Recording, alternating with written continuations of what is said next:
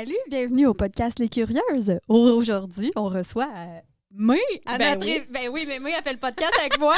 Mais c'est parce qu'aujourd'hui, c'est spécial. On fait une émission de cuisine. Mais de la cuisine... Quasiment. Ouais, de la cuisine spéciale. Fait On que... va pickler de la peau de lapin. Des Yes! pickles de peau de lapin. C'est pas mal ça qu'on va faire. Donc, on est dans mon atelier. C'est pas mal ici que je travaille le plus clair de mon temps.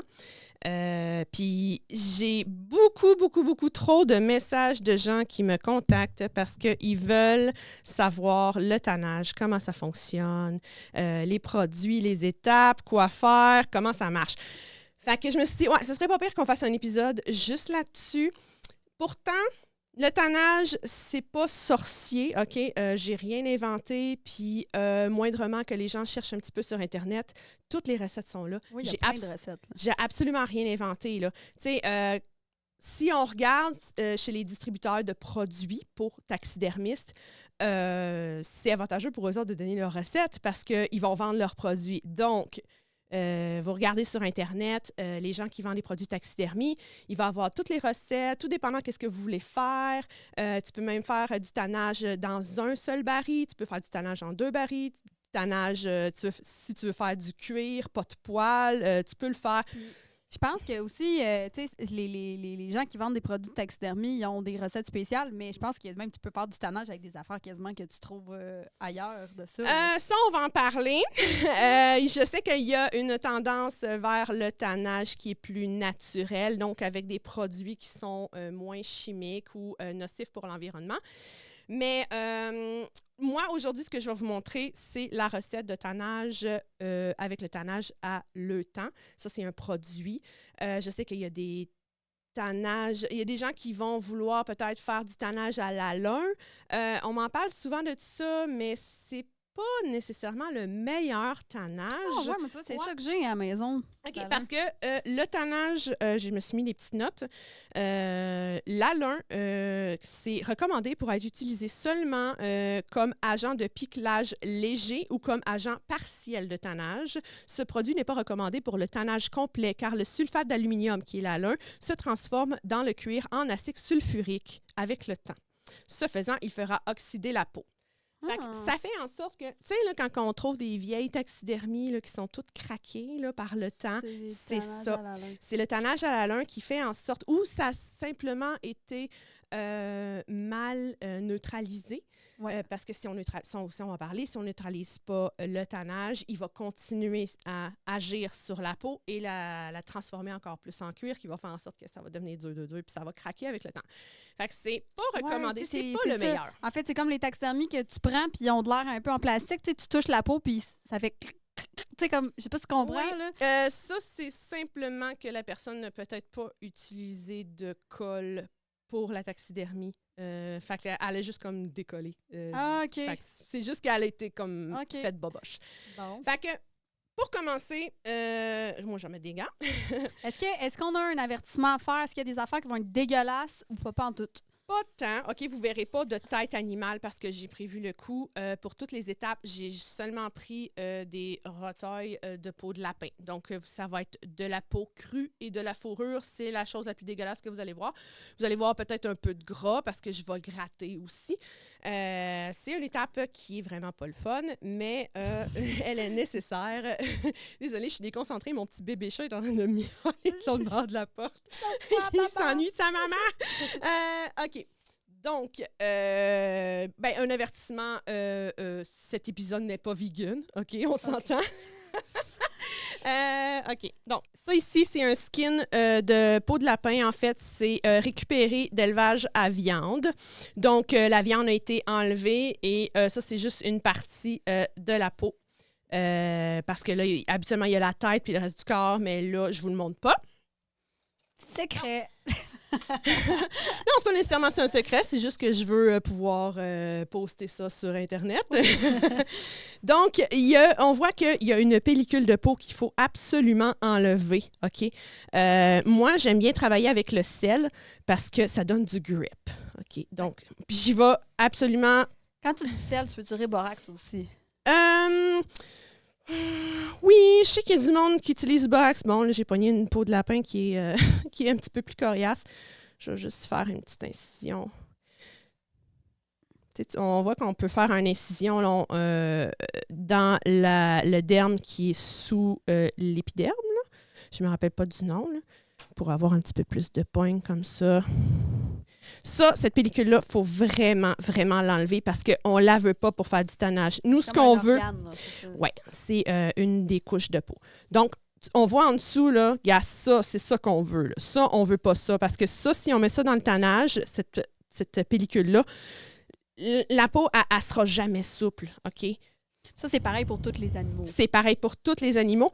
Puis même que pour les plus gros mammifères, on va même amincir encore plus cette couche de peau-là parce que des fois, pour certains animaux, elle peut être extrêmement épaisse. Donc ça, c'est une autre étape que je ne mentionnerai pas parce que moi, personnellement, je travaille qu'avec des petits mammifères. Donc, j'ai pas tant besoin d'amincir. Donc, c'est vraiment... Écoutez, là, c'est une job de bras, là.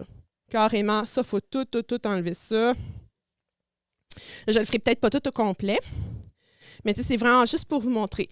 Si on a de la misère, ben là, il y a des outils aussi qui existent, ça s'appelle des flécheurs, en fait. Mais j'ai déjà essayé de travailler avec un flécheur, c'est comme une lame ronde rotative que tu plugues sur un compresseur, ça puis ça peut-être déchire. Pour des chevreuils ou des plus gros mammifères, oui, mais pour tes petits mammifères. Mais pour des petits mammifères comme ça, moi, même pour des chats, pour des chiens, c'est vraiment le même procédé que je vais faire. J'y vais à la main. Une affaire que je veux dire pour les animaux domestiques, les gens nourrissent extrêmement bien leurs animaux domestiques. Ce qui fait en sorte qu'entre cette pellicule-là et la peau, il y a une couche immense de gras. OK? Puis en plus, il y a une autre couche de gras qui est sur cette pellicule-là. Fait que tu as du gras partout. Parce que là, ça, c'était sarcastique quand tu disais que le monde nourrissait bien les animaux en général. Oui, bien, ils nourrissent beaucoup trop parce qu'on s'entend qu'un animal sauvage va avoir beaucoup moins de gras. Il va être beaucoup plus dans son poids santé. Oui, il va dépenser son énergie aussi. Oui, les lapins, en général, sont pas tellement gras parce que, on s'entend qu'ils sont abattus pour la viande, donc ils sont jeunes. Ça ne mange pas de viande non plus. Fait que... Non, mais c'est pas le fait de manger de la viande ou pas, parce qu'on s'entend qu'un ours, c'est pratiquement végétarien, puis c'est vraiment très gras. Là. T'as raison. L'affaire, c'est que les lapins, ils sont plus jeunes, donc ils ont à peine quelques mois, puis ils sont abattus pour la viande. Donc, ils n'ont pas le temps de faire de réserve de graisse, parce que la réserve de graisse se fait quand l'animal est adulte. Supposons qu'il a fini de grandir, fait qu'il va se commencer à stocker. Mais tant que l'animal grandit, il ne va pas faire tant d'accumulation de gras parce qu'il va utiliser cette énergie-là pour grandir. Fait que ça va faire des gros lapins. Puis quand il commence à stocker du gras, ben là, il est temps de faire l'abattage. Fait qu'il n'est jamais vraiment ben gras. OK. Fait que là, mais là, quand tu as tes couches de gras dans tes chats, c'est quoi tu fais? Tu le coupes au scalpel? Je te dirais c'est beaucoup plus facile à tirer, OK? Parce que justement, il y a du gras. C'est sûr que je vais mettre beaucoup de sel pour avoir de la pogne parce que c'est pas mal huileux. Okay. Mais dans ces cas-là, quand que c'est des chats, quand que c'est des chiens qui sont gras, je vais vous montrer un peu. Là. Supposons, là, j'aurais fini là, d'enlever cette pellicule-là. À tes souhaits. Oui, c'est le sel qui revole. Puis... c'est le poêle. T'es-tu allergique au lapin? Ben, je pense pas. OK. Fait que si c'était, supposons, une peau de chat ou une peau de chien qui est extrêmement grasse, moi, ce que je fais après ça, un coup que j'ai tout enlevé la pellicule partout sur l'animal, c'est je vais utiliser ce petit machin-là, qui est en fait même pas un truc pour la taxidermie. C'est un chandelier. Les gens, il y a même des taxidermistes qui m'ont dit tu travailles avec un chandelier, OK, right. Non, c'est pas un chandelier, ça s'appelle un hog scraper. En fait, cet outil-là sert à arracher le poil des cochons quand il vient le temps de l'abattage. Puis ça, tu passes ça sur la peau pour enlever le poil, pour faire en sorte que, supposons, ta fesse de jambon, là, elle soit toute belle, toute lisse. Oui, parce que manger du poil, c'est pas... C'est ça, parce que le monde, il y en a qui vont ébouillanter le cochon, il y en a qui vont... là, je sors du sujet, là, mais c'est parce que je connais ça un petit peu, fait que... Non, une chose, c'est dit que ce n'était pas vegan comme épisode. Non, ce n'est pas un épisode vegan. Donc, c'est ça. Je viens vraiment carrément gratter parce que le gras, il s'en va même à l'intérieur de la peau. Puis là, c'est juste que j'ai mis du sel, mais habituellement, c'est du sel puis du gras qui sortirait de la peau.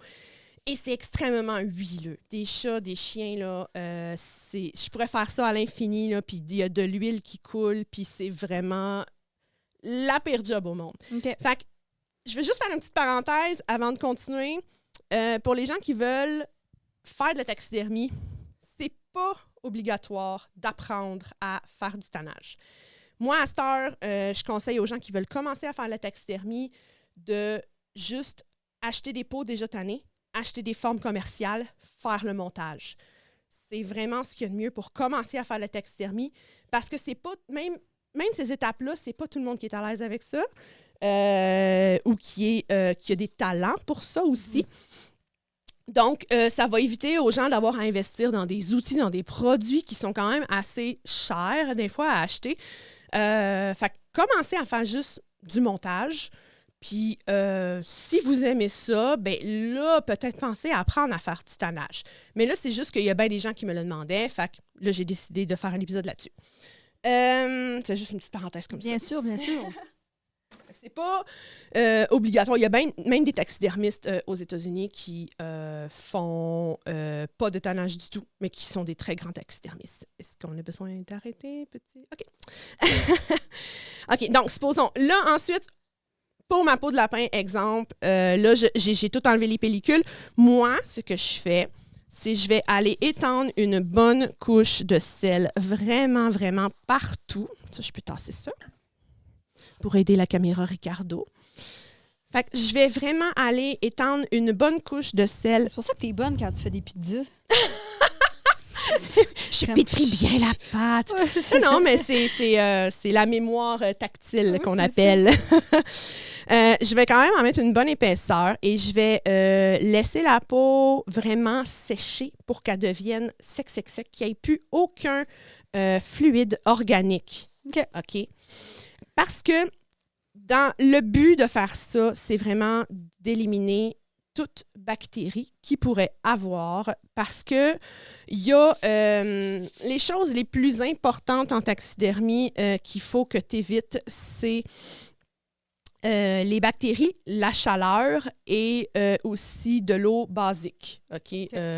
Ça fait en sorte que ton poil va tomber. OK? Tu vas juste, des fois, là, faire ça comme ça, puis tu vas avoir des gros spots de poils qui vont tomber. Ça veut dire que la peau, elle a continué sa décomposition. Les bactéries nécrophages vont avoir toutes brisé les molécules de peau qui va faire en sorte que, justement, la fourrure va tomber. Donc, une taxidermie que la fourrure tombe, c'est une taxidermie, peut-être que le tannage a été mal fait, peut-être qu'il reste encore un peu de gras sur la peau qui fait en sorte que les bactéries ont continué à se développer même après le montage de taxidermie, qui fait en sorte que justement, bon, ça tombe.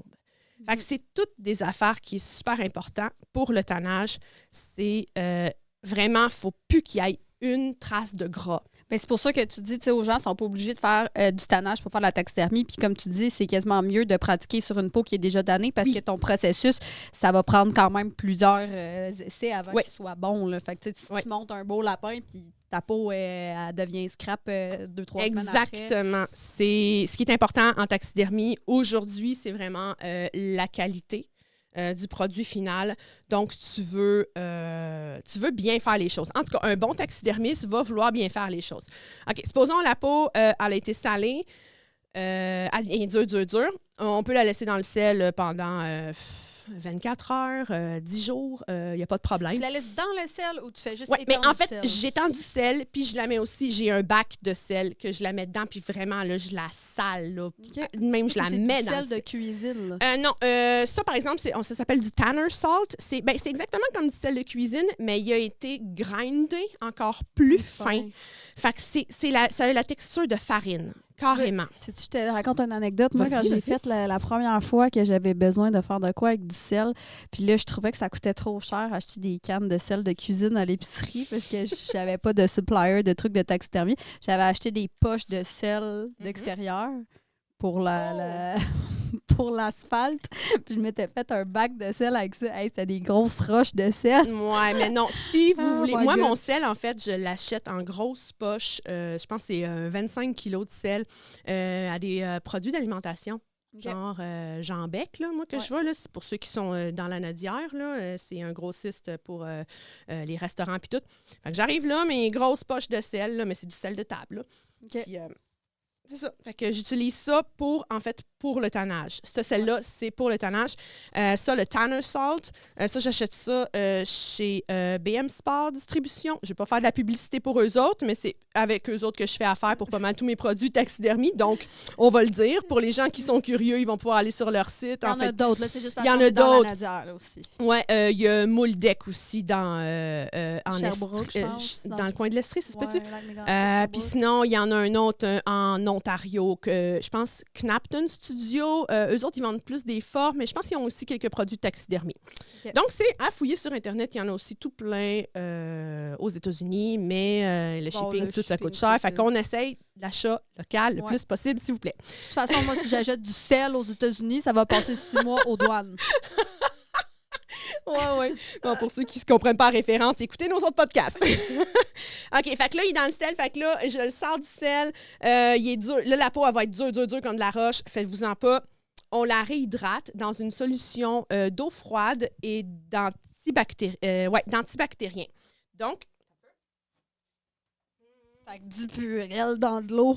ben, c'est de l'antibac, encore là, vendu chez BM Sport. Je pense que c'est carrément un peu comme de l'eau de Javel. Je ne suis pas sûre. Ça sent l'eau de Javel, ça ressemble à de l'eau de Javel, mais en tout cas, c'est un antibactérien. Fait que peut-être que c'est ça. Peut-être que je paye 2 fois le prix pour de l'eau de Javel.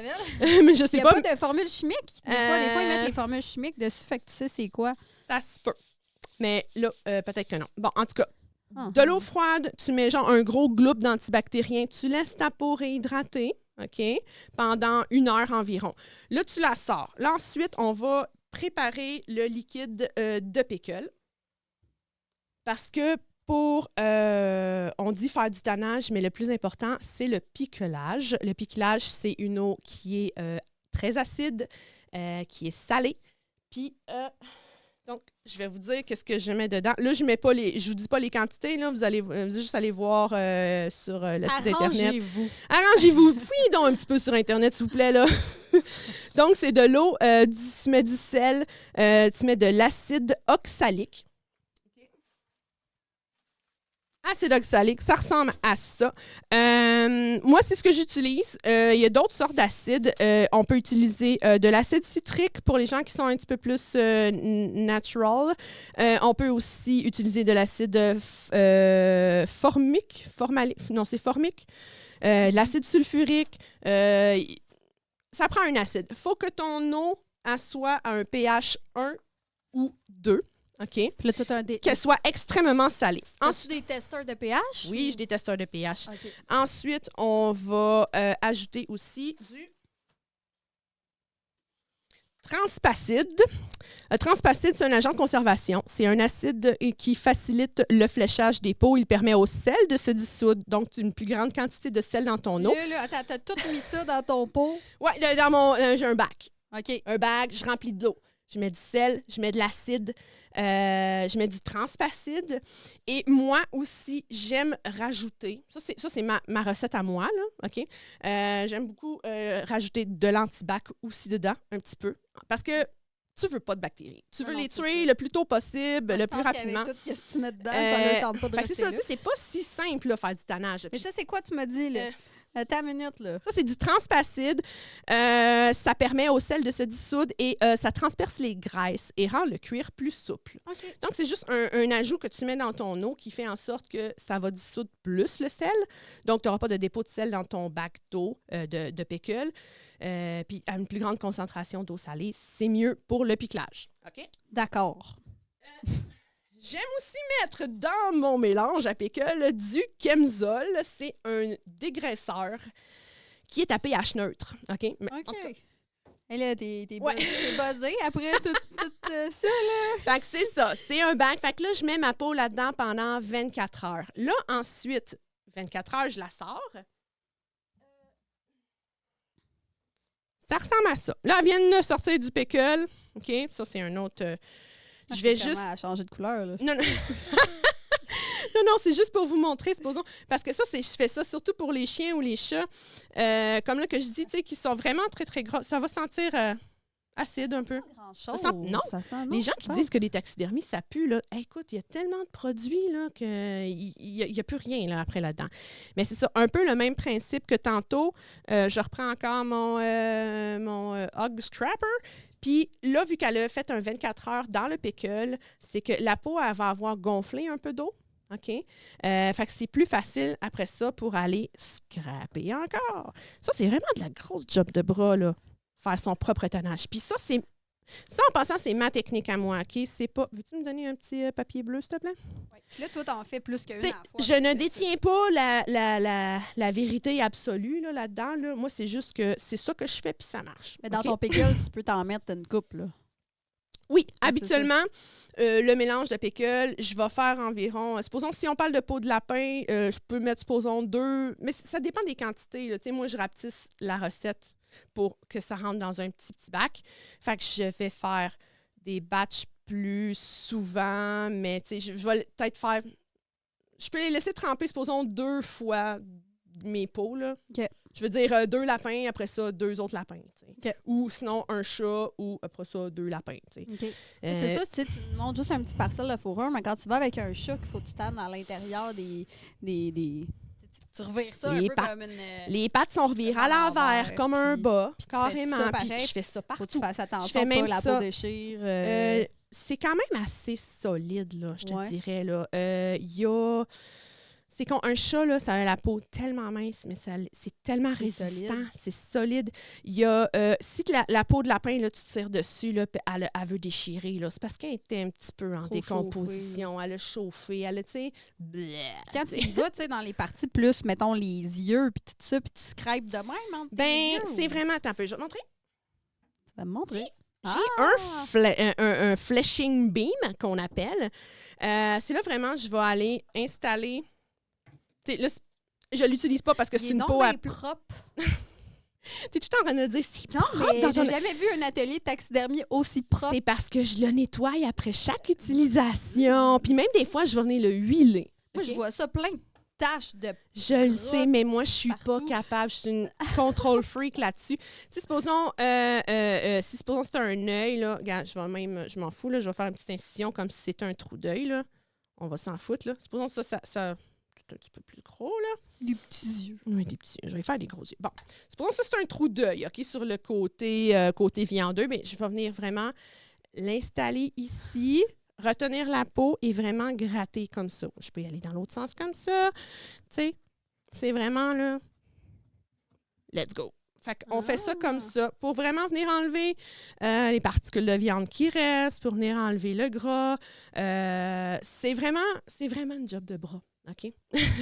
c'est pas facile, là. C'est pas on met ça dans l'eau, on laisse ça macérer, puis... non, il y a de la job en arrière. Là, j'ai même pas commencé le tannage. Ça, c'est juste le piclage. Le piclage, il sert justement à la conservation, à faire en sorte de bien dégraisser. Fait qu'ensuite, bon, là, il a été 24 heures dans le pickle. Je l'ai gratté une dernière fois pour être sûr qu'il n'y ait pas de gras. On la remet dans le pickle un autre 12-24 heures, OK? Même des fois, tu peux laisser ça. J'ai déjà oublié une peau dans le pickle pendant 10 jours, puis pas de problème. Pas grave, Elle était juste un petit peu plus raide au final, mais personne n'a rien vu. Fait que, donc, là, je la remets dans le pickle, je la sors. Là, supposons, je vais après ça la nettoyer avant de la mettre au tannage. Parce que là, le tannage, c'est vraiment l'étape où est-ce que la peau va se transformer en cuir. Fait que si ta peau est encore grasse, le tannage ne rentrera pas dans la peau parce qu'il va être bloqué par le gras. Okay. Fait que ça va faire un mauvais tannage. Fait que c'est pour ça. Puis entre le pickle puis le tannage, on fait juste rincer à l'eau froide. Il y a des taxidermistes qui vont dire « Non, il faut neutraliser. » Mais non, parce que si on regarde, quand on le met dans le pickle, ton pH, il est à 1 ou 2, OK? Puis ton bac à tannage, ton pH, il est à 4, genre. Fait que tu n'as pas besoin de neutraliser pour ensuite le remettre à un pH 7 pour après ça aller le descendre à un pH 4. Fait que tu fais juste le rincer à l'eau, OK? Tu le mets après ça dans ton tannage. Mais là, c'est ça c'est ta façon de fonctionner, mais c'est sûr que si les gens n'utilisent pas nécessairement ces produits-là, il faut peut-être qu'ils le neutralisent, dépendant de... Non, parce que ce qu'il faut neutraliser, c'est pas le pickle, c'est le tannage. OK. C'est à la fin du tannage. OK, là, t'es encore dans le pickle. Je suis encore dans le pickle, là! C'est pas fini! Donc, OK, là, supposons... Ouais, là, je l'ai rincé, je l'ai mis au tannage, parce que là, la peau est propre, là, en fait. Là, elle veut se faire tanner. Ici, j'ai une peau qui est tannée. Puis, regarde, tu vois pas tant de différence, mais elle est un petit peu plus blanche. Là, elle est sortie du tannage, c'est sûr que je l'ai fait grossier. Là. Il y a peut-être des extrémités que j'aurais peut-être plus grattées là, pour enlever peut-être un petit peu de gras, mais j'ai fait ça vite. Fait que ça, c'est une peau tannée. La seule étape... Fait que ça, c'est rendu du cuir, mais là, c'est du cuir humide. Fait que la seule étape qui reste à faire, c'est... Je la huilerai pas complet, là. C'est le huilage. Il faut huiler la peau pour lui donner une souplesse que je vais montrer après. Donc, de l'huile de tannage, comme ça. Je vais mettre ça ici. J'ai-tu mon petit... J'ai-tu laissé mon petit verre avec mon pinceau, là? Est-ce que la régie pourrait me l'amener, s'il vous plaît? Je vais contribuer. Il est là. C'est juste que je vais vous montrer que... c'est une huile qui se dissout dans de l'eau. Donc, tu prends moitié eau, moitié huile à tannage. Tu mélanges ça. Tu vois que c'est quand même épais. Mais quand on brasse, ça devient blanc. Parce que l'huile s'est dissout dans l'eau. Puis tu vas voir, si tu sens, ça sent carrément le cuir neuf. Ça a une bonne odeur de cuir. Fait qu'on vient, quand la peau est encore humide... sorti du tannage et non du pickle. C'est vrai, ça sent le magasin de cow-boy. Ça sent le cuir. C'est ça que ça sent le cuir, c'est parce mais là, que... ça, tu dis, c'est une huile de tannage. Mais est-ce qu'on pourrait prendre des huiles, peu importe, là? Moi, c'est que dans mon livre à moi, j'aime ça utiliser les produits appropriés. Mais c'est ça, mais est-ce qu'on sait c'est quelle sorte d'huile? Moi, personnellement, je ne le sais pas. Bon. OK? Mais c'est de l'huile à tannage. Donc, c'est de l'huile qu'on met sur la peau qui est fraîchement sortie du tannage. Ah oui, puis j'ai oublié de dire, je pense que j'en ai parlé un petit peu tantôt, quand on sort la peau du tannage, la peau, c'est 24... Moi, je fais 24 à 36 heures. Ou ça peut aller même à 48 heures si je veux faire un tannage souple. Pour un tannage montage en taxidermie, ça peut être 24-36 heures là, dans le tannage. C'est un petit peu moins longtemps que le pickle. Puis c'est ça. Après ça, je vais l'avoir neutralisé. Là. On prend du bicarbonate de soude puis de l'eau. Quand on la sort du tannage, on le met une bonne heure là-dedans pour être sûr que la formule chimique du tannage arrête de fonctionner. Donc, avant de mettre ton huile. Oui, avant de mettre... C'est ça. J'en ai pas parlé. Là. C'est que j'avais pas ma liste avec moi. Là, le monde va faire tes affaires puis ils vont scraper leur peau. Oh non! Non. Mais j'en ai parlé tantôt. Quand on la sort du tannage, il faut neutraliser ça. On la nettoie. Supposons shampoing. Tu peux utiliser n'importe quoi pour...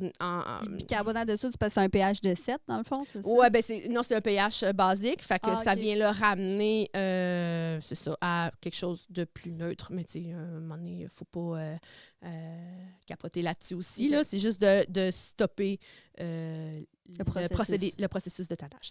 Donc, c'est ça. Bon, nettoyer. Là, on vient mettre l'huile. Là, on a mis l'huile. Là, on va la laisser sécher, la peau, pendant 24 heures, comme ça, à l'air libre, si tu veux faire un tannage souple. Moi, quand je fais un montage en taxidermie, j'aime bien que ma peau, elle soit encore comme ça. J'aime mon cuir qui soit humide parce que c'est plus facile, c'est plus malléable après ça à venir à travailler, à venir la placer sur une forme quand que le cuir est humide. Donc, tu la laisses au frigidaire? Wet tan. On peut la mettre au congélateur. Fait que moi, je la huile au complet, je la plie, je roule ça, je mets ça dans un Ziploc, je mets ça au congélateur, comme ça. Même pas besoin. Tu ressors. Je la ressors, puis je fais juste la sécher au séchoir à cheveux pour que le poil soit sec, mais que la peau reste humide. Puis là, je commence mon montage. Sinon, c'est qu'elle va sécher qu'il va falloir que tu la réhydrates quand tu vas monter? Oui, c'est ça. Si, comme là, ici, je pense. Et où ma peau blanche? Elle est là. Fait que ça, c'est un exemple de peau qui a été huilée, OK, puis qui a été séchée. Fait que ça, habituellement, pour le tannage, on voit que si je l'avais montée sur une taxidermie, elle aurait séché comme ça. Là, elle aurait été collée sur la forme. Mais si tu veux faire un tannage souple, ce qu'il faut faire, c'est ce qu'on appelle, on brise la peau. C'est qu'on vient carrément l'étirer comme ça. Puis regarde, elle devient blanche, blanche, blanche. OK. Si je m'en viens, ça, c'est l'étape de briser la peau. Si on vient l'étirer, OK, pour, là, tu vois, elle va devenir full souple puis sec. Fait que là, tu vas pouvoir l'utiliser pour... Ça, ben, ça peut être comme un tapis. Mais tu pourrais-tu monter en faisant ça? Oui. Une forme, OK. Il y a des gens, il y a des tanneurs qui font que du tannage à sec, comme ça. Ça s'appelle tannage à sec, OK? Fait que, En fait, quand tu achètes, mettons, une peau de renard qui est en fourrure, bonne pour la taxidermie, C'est elle ça. n'est pas congelée. Fait qu'il va falloir que tu casses le cuir comme ça pour pouvoir l'utiliser. OK. exactement. Fait que là, regarde, tu vois, là, elle était raide tantôt, là, regarde ça, là. Et là, je pourrais... elle est full molle. Puis si, supposons, là, je pourrais travailler plus, là, mais là, c'est juste pour ben vite. Mais si, exemple, la peau est tannée comme ça, puis que je veux faire un montage quand même de taxidermie avec, c'est juste de prendre un gun à eau, tu mets de l'eau, tu la replies, un push-push, tu la plies, tu mets ta peau dans un sac Ziploc au réfrigérateur pendant, supposons, toute une nuit. Puis après ça, tu la sors, puis elle est comme redevenue en wet tan. Okay. Donc, du cuir, ça se réhydrate. C'est sûr que si ta taxidermie, si ton tannage est bien fait, là, okay. Une peau qui est restée un peu grasse durant le procédé, je ne conseillerais pas de réhydrater ça parce que là, tu peux comme réactiver des bactéries qui vont faire en sorte que là, ton poil ne tiendra plus. Là, c'est sûr, c'est du lapin, là, ça tombe tout le temps à l'infini, là, mais quand que je dis que le poil tombe, là, c'est des grosses galettes, là, puis c'est chauve. Oh, ouais. Là. Fait que ça, tu veux pas ça. Donc, tu veux pas de bactéries, tu ne veux pas de gras. C'est ça. Donc, puis ça sent le cuir, normal. Ça sent bon. Ça sent le char neuf. C'est vrai. Ça sent le char neuf. Fait que c'est pas mal ça, les étapes. Yes. Fait que c'est bien de la job de bras. Fait que c'est pour ça que je conseille aux gens qui veulent commencer à faire la taxidermie de juste acheter. Tu sais, veux-tu me donner, supposons, le lynx qui est là? Tu sais, ça, c'est une peau que j'ai achetée. J'ai appelé un tanneur. J'ai dit, qu'est-ce que tu as à vendre? Il me dit, j'ai un lynx. Fait que lui, en fait, je pourrais juste réhydrater sa peau, puis acheter une forme commerciale, prendre les mesures. Non, il est déjà cassé, gars. Okay. Il est déjà souple. Quand tu veux réhydrater sa peau, c'est quoi tu vas faire, là? Je vais juste... soit je pourrais le laisser tremper quelques heures dans un bac d'eau carrément, l'immerger. Sinon, si je veux garder son poil sec parce qu'il y a vraiment une belle job de finition, je fais juste justement pogner mon push-push puis tout le côté cuir partout. Je vais mettre de l'eau ou je peux mettre des serviettes. Le refermer dessus, le garder au réfrigérateur pour laisser le temps que ça imbibe bien. Mais tu sais, comme... Dans les pattes aussi. Ouais, mais c'est ça, vu qu'il y a les pattes, il y a la face, tu sais, moi, j'y vais à ligne, je le mets dans le bac d'eau, je le sors un coup qui est bien soaké, je le sort un peu, je le mets dans le sac Ziploc, puis je le mets au frigo encore pendant une nuit ou une journée. Après ça, tu vas sécher son poil avant de le monter? Ouais. Ou... oui, séchoir à cheveux. C'est sûr que pour la réhydratation, c'est conseillé de mettre un peu de sel dans l'eau, parce que juste de l'eau tout court, ça va faire comme trop gonfler la peau, ça peut la rendre plus fragile, en fait, aussi. Okay. Fait que de l'eau un peu salée. Tu pouvais rajouter un petit peu d'antibactérien aussi dedans, juste pour être sûr. C'est ça. T'sais, moi, c'est que je prends pas de chance parce que je travaille avec des animaux domestiques, donc j'ai pas le droit à l'erreur. Fait que, tu sais, mes étapes qui sont, bon, ben, l'antibactérien, bon, ben, je mets ça, du dégraisseur, on va... J'ai perdu ton chat. C'est ça, j'ai pas le droit à l'erreur. Je peux pas arriver au client et dire, ben, gars, ton chat, désolé, mais il y a eu beaucoup de slipage d'en face, fait qu'il y a la face chauve. J'ai pas le droit. Non, mais par contre, ça doit arriver quand même que des gens t'amènent des animaux qui sont pas montables, puis là, c'est pas de ta faute. Oui, dans ce temps-là, je le sais d'avance. C'est super facile à savoir si un animal est correct pour le montage ou non. Tu le sens. Fait que si le cadavre a une odeur de cadavre, ben non, il est pas bon pour la taxidermie. Non, c'est ça. Faut que ça soit fresh comme de la viande que tu mangerais. Exactement. C'est ça. C'est con à dire, mais il faut qu'en regardant le chat qui est sur ma table, est-ce que je mangerais sa viande? Ouais, quasiment, là. C'est ça. Sinon, je pense qu'il y avait d'autres petits trucs. que je voulais dire, je vais juste... oui, je voulais parler aussi du borax. Il y a bien du monde. Ah, tannage au borax. Le borax, c'est pas un agent de tannage, OK? C'est un agent de conservation pouvant être utilisé pour nettoyer ou absorber de l'humidité, puis c'est efficace contre les mitres. Donc, il y a des gens qui utilisent le borax pour le montage d'oiseaux, mais ce n'est pas un tannage. C'est une préservation. Donc, ça ne veut pas dire qu'il n'y a pas de mythes qui vont y aller à un moment donné quand le borax sera plus effet? Chose comme ça? Ben, s'il y a assez de borax dans ta taxidermie d'oiseau, il n'est pas censé avoir de problème. Là, mais des fois, il y a des gens, ils vont en mettre juste un petit peu, ils vont faire les coins ronds. C'est ça l'affaire. Les coins ronds, il ne faut pas faire les coins ronds en taxidermie. Mais si tu fais les coins ronds, tu vas avoir des problèmes. Fait que, c'est ça. Pour les petits oiseaux ou même pour des petits mammifères comme des souris, des rats, si tu as bien gratté le gras qu'il y avait sur la peau, tu mets du borax, tu fais un montage. Ça le fait. Ça le fait, là, ça va juste sécher. Mais tu ne pourras pas le réhydrater après. Non, c'est ça. Tu ne peux pas nettoyer la taxidermie après. Comme, en fait, tu sais, moi, je pourrais prendre Peaches, là, puis la mettre dans l'eau, carrément, puis la shampouiner. Je sais que je n'aurai pas de problème. Là. Je sais comment je l'ai faite. Ouais, je pourrais lui donner un bain, puis la sécher après ça au séchoir comme n'importe quel animal. Là. Ton moule, il pourrira pas à l'intérieur. Non, c'est de l'uréthane. L'uréthane, ça absorbe pas l'eau. C'est hydrofuge. Okay. Donc, c'est ça. Puis je pense que c'est pas mal ça. Là, on a fait le tour, mais je pense que les gens qui vont écouter le podcast vont peut-être le réécouter 2 ou 3 fois parce que, tu sais, il y a des bouts que... Je saute des étapes, je reviens en arrière, quand je te parle de roche, t'as la même face que moi en ce moment. Fait que c'est bien good. Moi, tout, je vais l'écouter parce que... Mais bon, pour les gens qui veulent avoir toutes les recettes, savoir où acheter les produits, moi, je vous conseille googler taxidermie supplier, puis vous allez tomber sur un taxidermie supplier, puis ils vont avoir tous les produits, ils vont donner toutes les recettes, ils vont tout expliquer comment faire. Parce que là, ce que je vous ai montré, là, en ce moment, j'ai rien inventé. Là. C'est toutes les affaires que j'ai prises sur Internet. J'ai juste fouillé, j'ai été curieuse. Tu n'as pas fait de formation, tu as appris toi-même tout ça. Non, ouais, c'est ça. J'ai appris parce que j'ai été voir les suppliers, puis je leur ai dit comment je fais ça. Puis ils m'ont dit, tu as besoin de tel produit, tel produit, tel produit, tel produit, tu fais ça de même, puis parfait, merci, bonsoir. Et puis après ça, j'ai checké des vidéos sur YouTube. C'est ça. C'est juste du bon sens. C'est juste la logique de, tu sais, si tu veux vraiment faire de quoi, quelque chose en vie, Internet existe, puis c'est pas juste là pour de la porn. Là. À un moment donné, il faut que les gens, là... Fait que c'est ça. Ben, good. Hey, merci beaucoup pour cette belle recette de cuisine d'aujourd'hui. Oui, avec le sel qui revole partout. OK. C'est bon. Tu veux pas dire bye au monde? Ben, on bye. Dit... Bye! Ouais, on fait soit qu'on fait une entrée de marde ou qu'on fait une finale de marde, mais il y a tout le temps un moment dans l'épisode où est-ce que de marde. Fait que bon, on va le dire comme du monde, sinon si tu feras le montage comme tu veux.